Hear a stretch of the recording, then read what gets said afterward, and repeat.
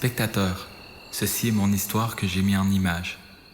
Je l'ai intitulée Noir destin que le mien. Quand tout a commencé, j'avais un travail valorisant, j'habitais avec Anna, mon grand amour. Ça faisait longtemps que ça durait, il me manquait quelque chose. Au travail, je m'endormais fréquemment sur l'ordinateur. Et pourtant, j'avais déjà été passionné par le sujet. À la maison aussi, je m'ennuyais ferme. Je ne m'inquiétais même plus sous les menaces des départs les plus réalistes. J'oubliais les raisons des différends les plus récents qu'il fallait me réexpliquer pour en venir à bout. On trouvait que je manquais de respect. Après le bombardement des tours jumelles, je n'avais plus envie d'aller à la disco. D'ailleurs, ça faisait longtemps que ça durait. Au cinéma, j'avais dormi pendant un documentaire sur Godard et vomi mon dîner d'huîtres sur une installation au musée d'art contemporain. Anna vouait un culte aux arts. Elle me mit à la porte et ne voulut plus jamais me revoir. Je sombrais dans la tristesse, l'amertume.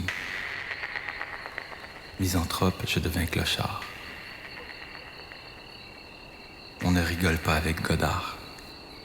15 ans plus tard, je m'aperçus dans une vitrine. Horrifié de ma mine à garde, de mes yeux de fou, je décidai de partir en voyage pour me reprendre en main.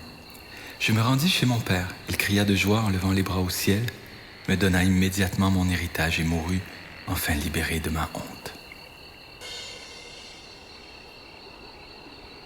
Je m'embarquai pour le sud. Un peu de chaleur me ferait du bien. Arrivant enfin la mer bleue et ses vagues paisibles, je m'arrêtai dans un petit village balnéaire enchanté de la joie des enfants, des étals colorés, des cris des marchands. À l'hôtel, pendant mon repas tropical, tandis que je contemplais le coucher de soleil sur la mer paisible, je m'aperçus que plusieurs jeunes femmes me faisaient des signes. À l'apéritif, 2 d'entre elles, d'une grande beauté, vinrent me rejoindre. Non, je ne rêvais pas d'Anna cette nuit-là. Mes idéaux puérils s'effaçaient sous les coups de boutoir de leur corps parfait.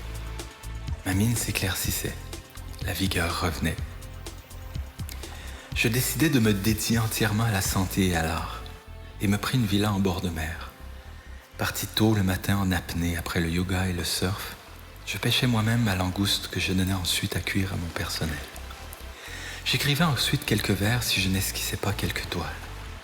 Je décidai d'être peintre. Les beautés sauvages, les muscles des travailleurs, je peignais leur douleur, leur joie. Bientôt beau et hyper athlétique, et de plus en plus à l'aise dans mon rôle de peintre du Sud aux idées avant-gardistes, je rencontrai Carla. Enfin, la vie me donnait mon dû, me disais-je. Grande, souple comme un dauphin, racée mais capable de coquettes mines enfantines, elle me montra son corps fantastique et je la peignis avec infatuation. Comment fit-elle pour rester de marbre devant mes essais lamentables? Force de la pauvreté, combien je te respecte à présent. Je ne profitais pas longtemps de nos nuits sans fin. Saisi par le doute, je me lançais tout à coup à corps perdu, prétentieusement, dans le questionnement maniaque de notre relation. Carla ne m'aimait-elle que pour mon pouvoir d'achat? Pour le lustre de celui-ci, et moi, n'étais-je séduit que par la facilité?